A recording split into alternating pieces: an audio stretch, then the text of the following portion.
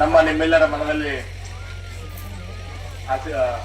ಆರಾಧ ದೇವರ ಅಂತ ಬಬಲಾದಿ ಸದಸ್ಯ ಮುಖರ್ನ ನೆನೆಯುತ್ತಾ, ಅದೇ ರೀತಿ ನಮ್ಮ ನಿಮ್ಮೆಲ್ಲ ನಡೆದಾಡೋ ದೇವರಂತ ಸಿದ್ದರಾಜವರು, ಅದೇ ರೀತಿ ವೇದಿಕೆಯಲ್ಲಿ ಹಾಕಿದಂತ ಸದಾಶಿವ ಮೂರ್ತಿ ಅವರಿಗೆ ಹಾಗೂ ನಮ್ಮ ಸುಖಾನಂದ ಅವರಿಗೆ ಕೂಡ ನನ್ನ ಗುರುವಂದವನ್ನು ತಿಳಿಸುತ್ತಾ, ಈಗ ನಮ್ಮ ಈ ಮಠದ ನಮ್ದು ಅವಿನಾಭಾವ ಸಂಬಂಧ ಇದೆ.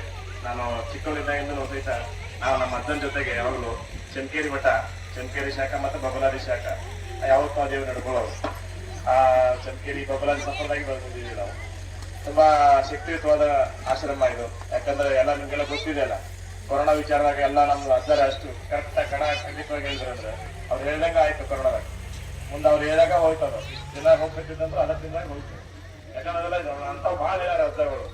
ಸದಾಶಿವ ಮೂರ್ತಿ ಅವ್ರು ಏನ್ ಬರ್ಬೇಕಾರಲ್ಲ ಅಂತದ್ದು ಭಾಳ ಅದಾವ. ಈಗೂ ಹೇಳ್ಯಾರ, ವರ್ಷ ಪ್ರತಿ ವರ್ಷ ಅಂತಾರ, ಯಾವ್ದು ಸುಳ್ಳು ಆಗಿಲ್ಲ.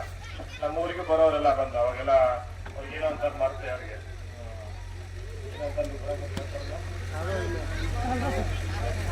ಆರೋದ್ರಿ ಸಾರಾಕ್ ಬರೋರೆಲ್ಲ ಎಲ್ಲ ಬಬಲಾದಿ ಮಕ್ಕಳಲ್ಲಿ ಕೇಳ್ಕೊಂಬಂದ್ ನಮ್ಮ ಹೊರಗೆಲ್ಲ ಸಾರ್ತಿದ್ರು. ಅಲ್ಲಿ ಏನ್ ಹೇಳ್ತಾರ ಅಂದ್ರೆ, ಈ ಕಡೆ ಬಚ್ಚಿನ ಟಿಕ್ಕಿಗೆ ಕೆಂಪು ಹೋದ್ರೆ ಆಯ್ತಿದ್ದೆ ಅಂದ್ರೆ ಹಾದ ಬಿಡುದು ಅವಶ್ಯಮಲ್ಲಿ, ಎಲ್ಲೊಂದು ಬೆಂಕಿ ನಾವು ತಾಗೆ ಬಿಡುದು. ಇಂಥವೆಲ್ಲ ಸುಮಾರು ಸತ್ಯ, ಎಲ್ಲಾ ಮಾತು ಸತ್ಯ ಆಗ್ಯಾವ, ಏನಿದ್ರಲ್ಲಿ ಸಂಶಯನೇ ಇಲ್ಲ. ಮತ್ತೆ ಈ ಊರಲ್ಲಿ ಸ್ವಲ್ಪ ಒಂದು ಊರು ಚಿಕ್ಕದಾದ್ರೂ ಸಹಿತ ಒಂದು ಮಠ ಇತ್ತು, ಮಠ ಕಟ್ಟಿದ್ರೆ ಮಠ ಬೆಳೆಸಿದ್ರೆ ಬಹಳ ಸಂತೋಷ ವಿಚಾರ. ಯಾಕಂದ್ರೆ ಒಂದು ದುಡ್ಡು ವಿಚಾರ ಅಂದ್ರೆ ಎಲ್ಲಾ ಕಡೆ ಈಗ ಮಠಗಳ ಸಂಪ್ರದಾಯ ಕಡಿಮೆ ಆಗತ್ತಾವ. ಬೇರೆ ಕಡೆ ಬೇರೆ ಊರಲ್ಲೆಲ್ಲ ಬೇರೆ ಬೇರೆ ವೈನ್ ಶಾಪ್ಗಳು ಹೆಚ್ಚಾಗತ್ತಾವ, ಹಾಸ್ಪಿಟ್ಲ್ ಹೆಚ್ಚಾಗತ್ತಾವ. ಯಾವ ಹೆಚ್ಚಾಗೈತೆ ಅವ್ ಹೆಚ್ಚಾಗತ್ತಾವ, ಯಾವ ಹೆಚ್ಚಾಗಬೇಕೈತೆ ಅವ್ ಹೆಚ್ಚಾಗ್ತಾ ಇಲ್ಲ. ಮಠಗಳು, ಗುಡಿಗಳು, ಗುಂಡಾರಗಳು ಎಲ್ಲ ಹೆಚ್ಚಾಗುತ್ತೆ ಎಲ್ಲ ಊರಾಗ. ಅಂದ್ರ ಎಲ್ಲಾರು ಊರು ಶಾಂತಿ ಇದ್ದಾಗ ಇರ್ತೈತೆ, ಒಂದು ಆಧ್ಯಾತ್ಮ ನಡೀತೀವಿ, ಪಾಪಗಳು ಕಡಿಮೆ ಆಗ್ತಾವ, ಒಳ್ಳೆ ಕೆಲಸ ಹೆಚ್ಚಾಗ್ತಾವ. ಬಟ್ ನಮ್ಮ ದುರ್ದೈವ ಸಂಗತಿ ಈಗ ನಾವು ಮೊಬೈಲ್ ಬಂದದ್ರಲ್ಲಿ ಏನ್ ಮಾಡತ್ತೀವಿ ಅಂದ್ರೆ ಅವೆಲ್ಲ ಕಡಿಮೆ ಮಾಡಿ ಮಠಕ್ಕೆ ಓದು ಬಿಟ್ಟಿವಿ, ಗುಡಿ ಓದು ಬಿಟ್ಟಿವಿ. ಅದ್ರಲ್ಲಿ ಏನ್ ಬಿಟ್ಟಿವಿ ಅಂದ್ರೆ ಜೈಲಿಗೆ ಹೊಂಟೈತೆ. ನಾವು ನಂಬರ್ ಹೆಚ್ಚು ಜೈಲಿಗೆ ಹೋಗಿ, ನಾ ಜೈಲಿಗೆ ಹೋಗ್ತಾ ನೀ ಜೈಲಿಗೆ ಹೋಗ್ತಾ. ಯಾರಲ್ಲಿ ಒಳ್ಳೆ ಆಚಾರ ವಿಚಾರ ಯಾರಲ್ಲಿ ಇಲ್ಲ ಈಗ.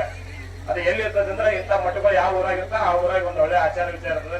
ನಿಮ್ಮ ಊರಿಗೆ ಒಂದು ಗುರು ಇರ್ತಾನ, ಒಂದು ಒಳ್ಳೆ ವಿಚಾರ ಹೇಳ್ತಾನ. ಯಾವಾಗ್ಲೂ ಸತ್ಸಂಗ ಕೂಡಿಸ್ತೀವಿ ಬರ್ರಿ, ಏನು ಕಾರ್ಯಕ್ರಮದಾಗ ಎಲ್ಲರೂ ಇರ್ತಾರೆ, ಭಾಗವಹಿಸ್ತೀವಿ ಬರ್ರಿ. ಅದೆಲ್ಲಾನು ನಿಮ್ ಸಹಕಾರ ಮಠ ನಿಮ್ಮನ್ನು ಬಿಟ್ಟಿಲ್ಲ, ನಿಮ್ಮನ್ನು ಮಠ ಇಲ್ಲ. ಎಲ್ಲರೂ ಮಠದ ಮಾರ್ಗದರ್ಶನದಾಗ, ಅಜ್ಜನ ಮಾರ್ಗದರ್ಶನದಾಗ ಮುಂದಿನ ದಿನದಾಗ ಎಲ್ಲರೂ ಒಳ್ಳೆ ಆಚಾರ ವಿಚಾರ ನಡ್ಕೊಂಡು ಒಂದು ಊರಿಗೆ ಒಂದು ಒಳ್ಳೆ ಸತ್ಸಂಗ ಅಂತೇಳಿ ಹೇಳ್ತಾ ನಾನು ಮಾತಾಡ್ಬೋದು. ಧನ್ಯವಾದಗಳು.